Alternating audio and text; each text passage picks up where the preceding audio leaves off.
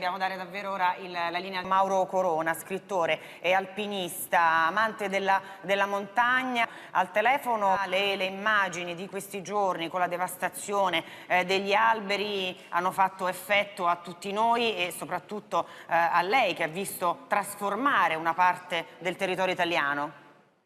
Ma non solo italiano, anche qui a casa mia. Intanto buongiorno. Il problema adesso è, no? Se posso dirlo, non tanto descrivere quello che è successo. Quello che è successo sono gli alberi orizzontali. L'acqua, stanca di prigionia, è evasa. Il vento non era più vento, ma era un blocco immenso di pietra che ha sfasciato tutto. Che si fa adesso? Perché un conto è descrivere quello che è successo, che l'ho annunciato io in una nota trasmissione TV, che non sapeva niente nessuno, tra l'altro, martedì passato. Cosa si fa di questi alberi? Abbiamo la fortuna che sono caduti nella disgrazia, sono caduti in luna calante di novembre, quindi materiale ottimo per lavoro, per bruciare legna da travature. Quindi adesso i comuni devono far partire, senza tanti casini, appalti, appaltini e bustarelle, devono far partire le squadre di boscaioli, badate bene, che sono state fermate qui nella mia valle dove è stata rasa il suolo, non solo dal Vajont, adesso sono stati fermati i boscaioli del Veneto perché non avevano il patentino friulano. Queste sono le tragedie di imbecillità. Adesso si danno quindi queste valle non ha potuto lavorare i boscaioli perché erano veneti e quindi esigevano un patentino friulano. Chi inventa queste pagliacciate deve essere messo da parte, perché se lei ha la patente può guidare in Veneto e anche in Friuli.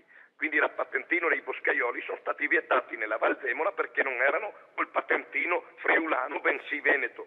Questo, nella disgrazia, è un delitto lasciare questi alberi per terra. Quindi squadre di boscaioli subito all'azione. Insomma, e recuperare. bisogna intervenire. Fermi, adesso mi lasci finire.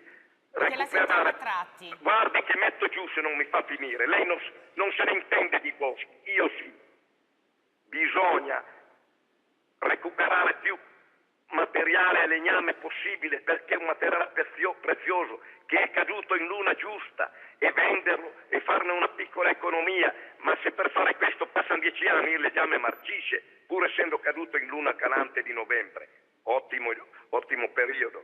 Allora adesso, prima la gente ovviamente, il ministro Salvini deve riunire il Consiglio dei Ministri e ridare dignità e divisa al corpo forestale, che hanno spazzato via quelli di prima, che in questo momento è necessario come il pane il corpo forestale, e fare della tragedia, almeno da una parte, dal lato bosco, un piccolo investimento. Allora, di nuovo. Corona, il Consiglio dei Ministri lo ha convocato Conte entro la settimana. No, lo convoco io il Consiglio dei Ministri, che con Salvini sono in contatto. Le cariche istituzionali hanno ognuno una cosa. Allora, Mauro Corona, noi la aspettiamo in studio se vuole. No, non vengo in studio.